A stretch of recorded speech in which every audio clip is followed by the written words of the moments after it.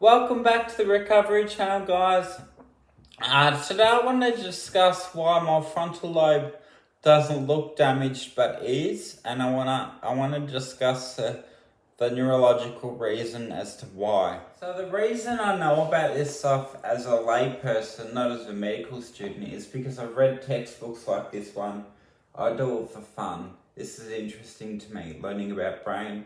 This is a neurological fourth year neurosurgeon textbook, so it's the highest qualified textbook there is on brains.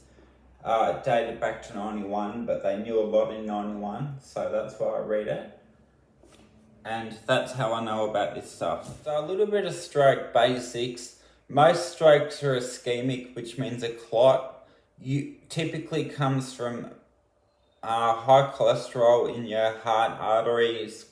It takes a path of least resistance up either your right or left carotid artery, and it will always block at the smallest orifice, which is your middle cerebral artery. So that's stroke basics. It's always going to block there, which gives you the face, arms, speech, time, the stroke symptoms. That's why we have the standardized stroke symptoms, because most strokes happen like that. Not all of them.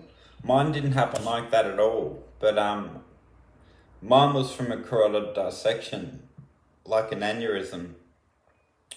But anyway, back to why my frontal lobe doesn't look damaged but is. I'll show you a picture of my brain here. Now you can see I've very, very delicately drawn on Snapchat a yellow circle that represents the brain damage, that cloudy spot. So when there's ischemia, remember ischemic means less than 20% blood flow to anything. So less than 20% blood flow. Now when you have brain death, your brain's starved of two things. Firstly, and most importantly, oxygen. Secondly, glucose. So your brain is starved, your neurons are starved of glucose and oxygen and die within seconds. Now the word pembura is a word that neurologists use. It's not a household name, it's not a household word. Pembura, there's two parts of the stroke. There's a core ischemic stroke, the MCA, the middle cerebral artery that's been blocked and will die within seconds.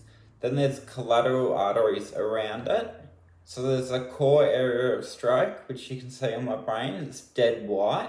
And then there's a hazy, fuzzy area around it called pembura, or outer core stroke.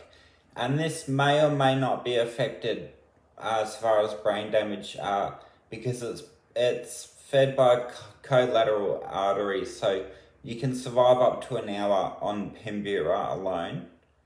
But eventually it will die if you haven't had clot retrieval or TPA like I did.